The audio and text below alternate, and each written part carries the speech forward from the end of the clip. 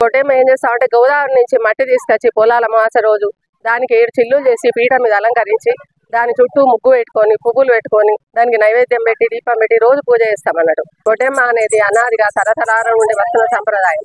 మా ధర్మపురిలో ప్రత్యేకంగా ఉంటుంది. ఇది పొలాల అమావాస్యకు స్టార్ట్ అయ్యి మళ్ళీ భాద్రపద పూర్ణిమకు ముగుస్తుంది.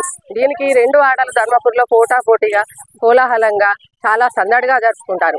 15 రోజులు తీరొక తీరు పువ్వులతోని అన్ని పువ్వులతోని రోజు అలంకరించి పిల్లలందరూ ఆడి లాస్ట్ రోజు అందరూ కలిసి పెద్దవాళ్ళు గొడ్డెమ్మకు పూజ చేసి భోజనాలు అలంకరించుకొని అందరూ కలిసి పెద్ద ఊరేగింపుగా వెళ్తారు గోదావరికి. మా ధర్మపురిలో ప్రత్యేకంగా గోదావరికి వెళ్ళి గోదావరిలో నిమజ్జనం చేయడం అన్నది ఆచారం.